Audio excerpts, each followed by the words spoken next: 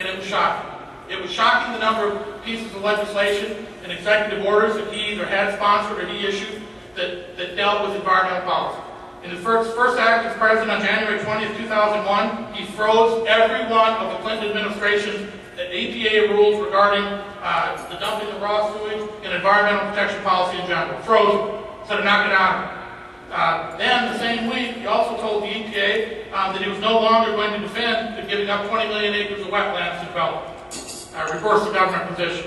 The same week, he pulled out of a lawsuit that was designed to protect 58 million acres of forest land in this country.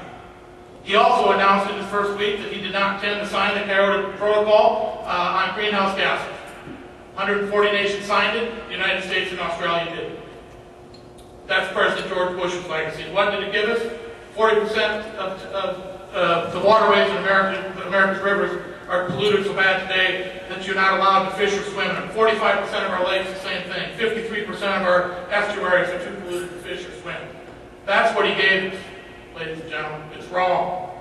He turned our lakes, he turned our waterways, he turned our air, turned our land into cesspools and sewage pools. We are better than that. It is our legacy for our children. I am embarrassed to try to have to tell my kids that that's the legacy we're leaving. But we are. We have to, as Democrats, reverse it, and I believe that we can.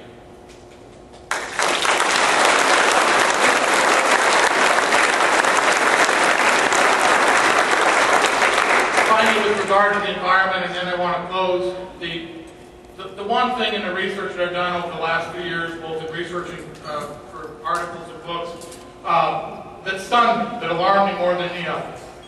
We now know that we have the technology that can clean up 95% of the greenhouse gases produced in the United States. We've got the technology. We know it. It's expensive. One estimate that looks to be one of the more accurate is somewhere around $300 billion to clean it up. It's a big number. Now remember, the president gave $2 trillion away to the richest Americans. $300 million would clean this up. Here's the problem when we don't clean it up.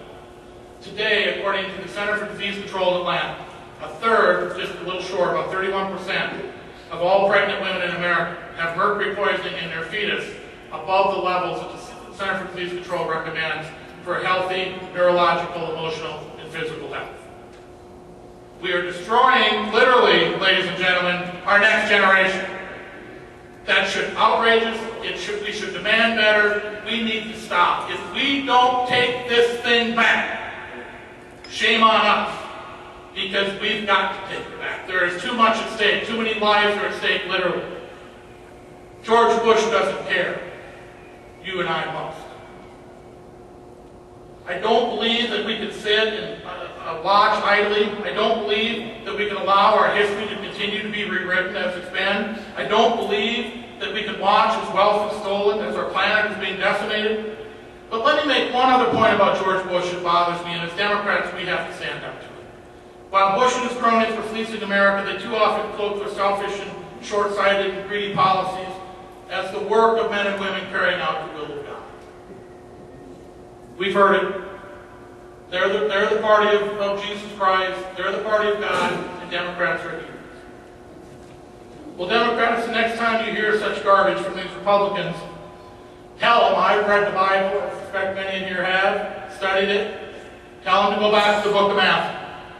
Tell them to go back and look at the words that say when people are hungry, you feed them. When they're naked, you clothe them. When they're sick, you heal them. When they're homeless, you give them shelter.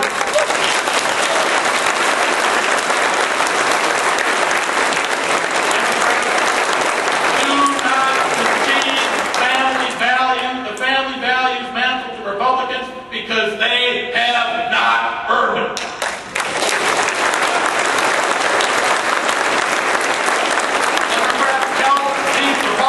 Hunger is not a family value. Poverty is not a family value. Denial of health insurance is not a family value. Redistribution of wealth from the least amongst us is not a family value.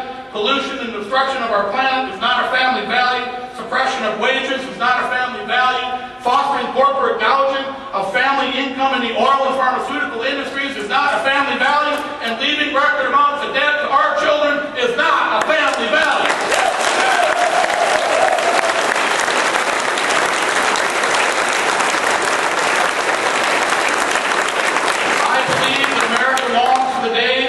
John F. Kennedy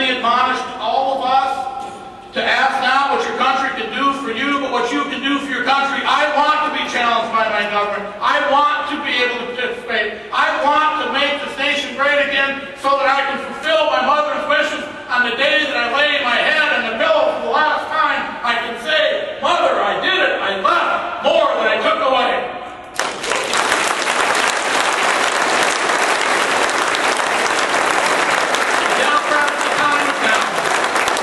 Italian poet Dante admonished us all that the hottest places in all of hell are reserved for those in times of great moral crisis who maintain their neutrality. Democrats, don't be neutral, don't be idle, don't sit by.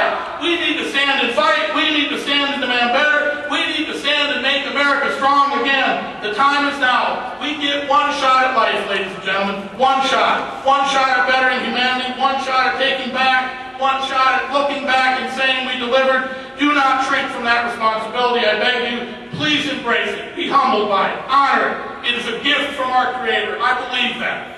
And the only way that we can return the gift is to honor it. So do it with dignity and courage. Do it with determination and conviction. But Democrats, do it now. Thank you very much.